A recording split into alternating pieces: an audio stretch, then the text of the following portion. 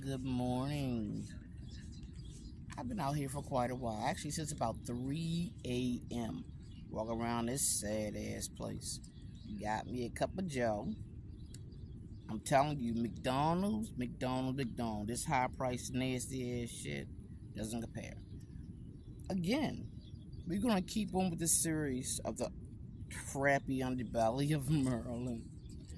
But I digress. I really didn't understand what gang stalking was.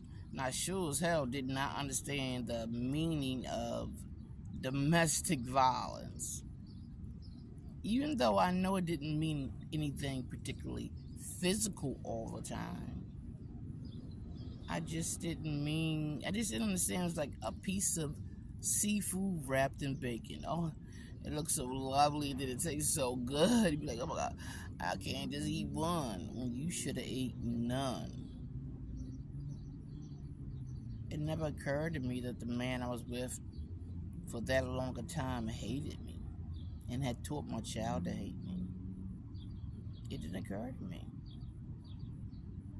And I keep saying I was so sick, but I was. Sick as a goddamn dog.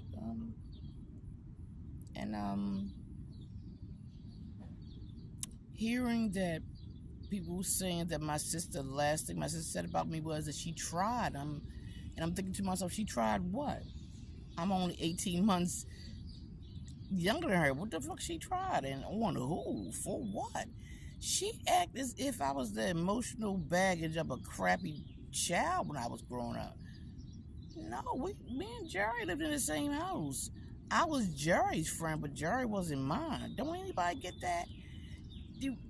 Seriously, people really believe her lies because she was my sister and she lived in a room next door. She left when she was 16. So, and I was only 14, so how do she know me? From where? From who? To who? I don't understand that. I'm surprised. And not only then, when she got older, she went to the Big Sister and Big Brother program like she didn't have any. She has 3 sisters under her.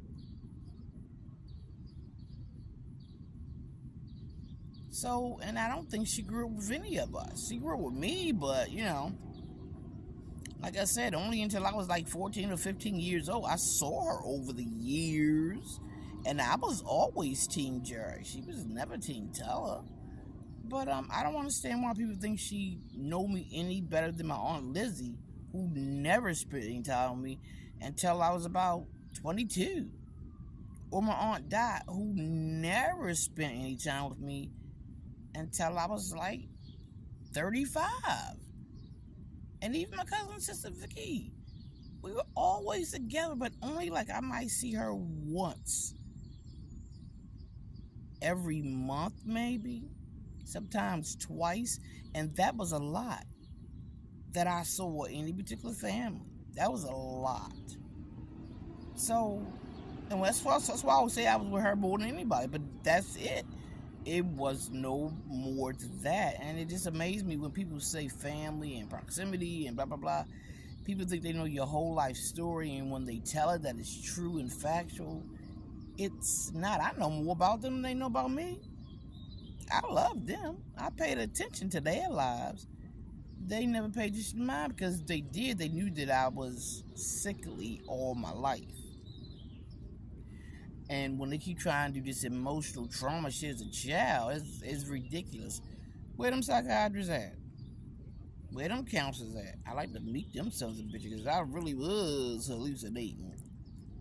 I can't believe that. That's the funniest shit. Because that's the fastest thing to go to. As you can see, Edward wanting to sell his soul.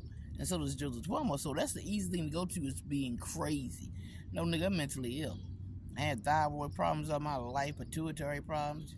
You have no idea. My mama was a narcissist, my sister, my brother. It's just horrible. Imagine growing up the youngest and your brother is mad at you because your mother told you his father wasn't yours, and every time he say it, he gets mad because your last name is Anderson. What the hell I'm supposed to do? And then the same thing coming from your sister. Your mother tells you that her father is your father, and she don't want that, so she gets mad and treats you like dirt.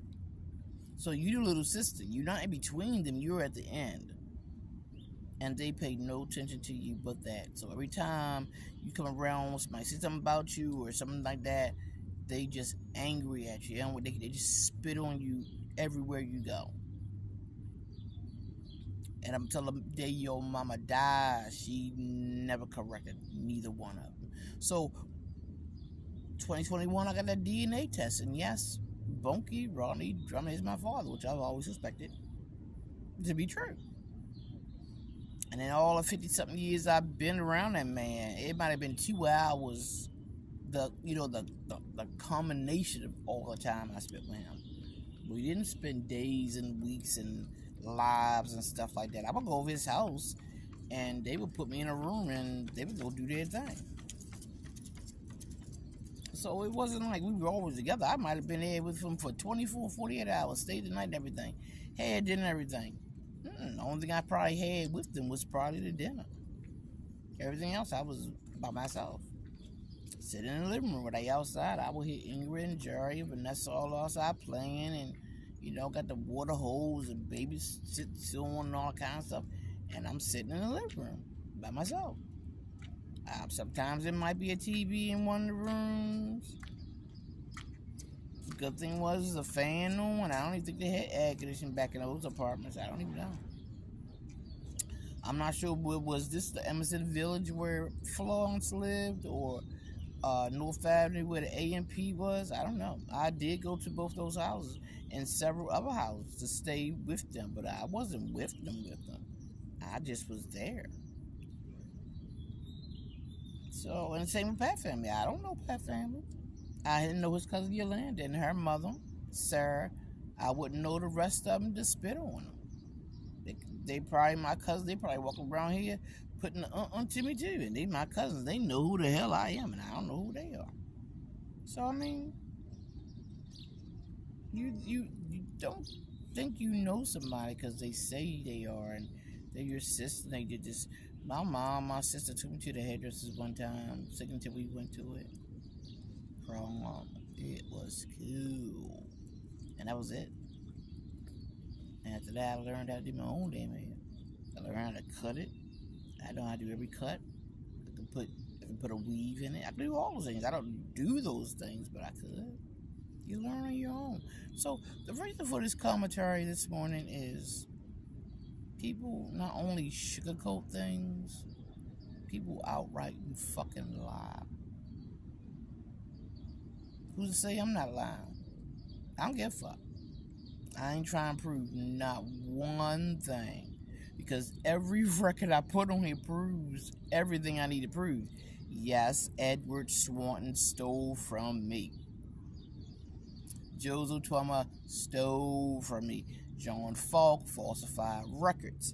Samson Aladdin, Deborah and Floyd, Jane and all these things are happening in prime time, and I'm so glad they ain't got my little brown fingers all over them, only to put them on here as a record of documentation.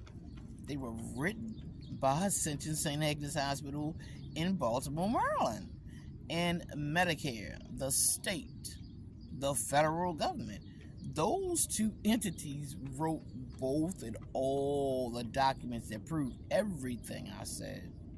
Not mine. So I don't have nothing to prove. All I want is my fucking life back. Stop gang stalking me. Joseph and all the rest of y'all gonna get your ass off your money. I'm going to do what the fuck I want to do because I did nothing wrong. And this brown skin, bald head, dyke bitch ain't gonna shut up for nothing because the state of Maryland is gang stalking me. I ain't do nothing to y'all niggas. Y'all did something to me. So, live up to your creed. Hashtag Mazaki murder.